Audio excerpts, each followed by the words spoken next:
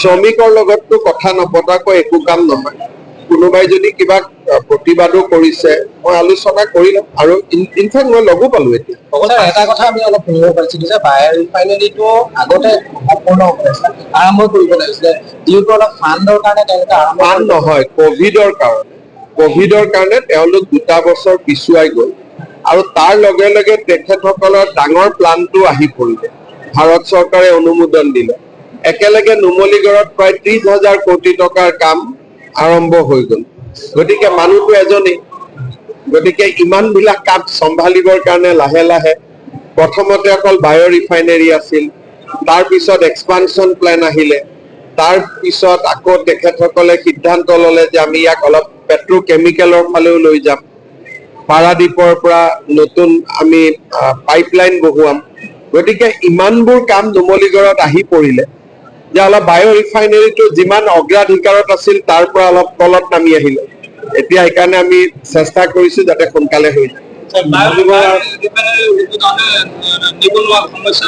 নিবনুৱা সমস্যাটো আজি ইমান যে ল'ৰা ছোৱালী দেখা পাইছো এইবিলাকতো চব নিবনুৱাই আছিলে এসময়ত, নহয় জানো?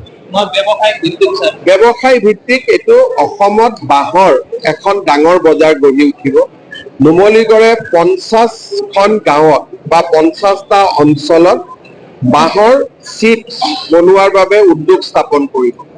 বেংকে লোন দিব, এখেতসকলে ব্যৱসায় নিশ্চিত কৰিব, গাঁৱৰ ৰাইজে বাঁহ বিক্ৰী কৰিব, তাতে শ্বিপিং হ'ব সৰু সৰুকৈ আৰু পানীটো গুচোৱাৰ পিছত চিপছটো ইয়ালৈকে লৈ আহিব। গতিকে নুমলীগড়ৰ বায়' ৰিফাইনেৰীয়ে সমগ্ৰ অসমতে বাঁহৰ খেতিয়কসকলক বহু সহায় কৰিব, অফুৰন্ত সহায় কৰিব। এটা নতুন গ্ৰীণ গ'ল্ড ইকনমি, বাঁহক আমি সেউজীয়া সোণ বুলি কওঁ।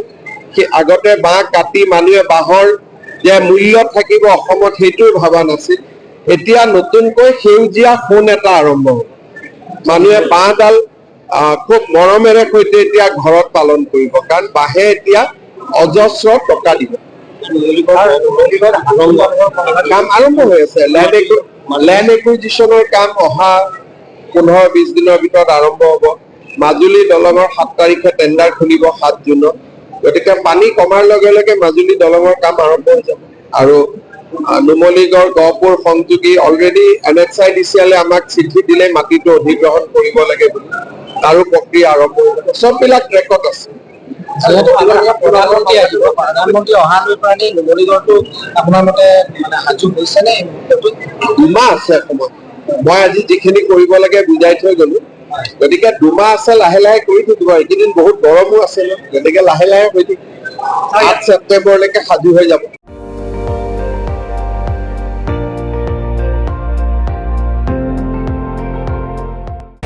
আপুনি চাই আছে ND24, সৰ্বশ্ৰেষ্ঠ নহয় সৰ্বোত্তমৰ দৌৰ।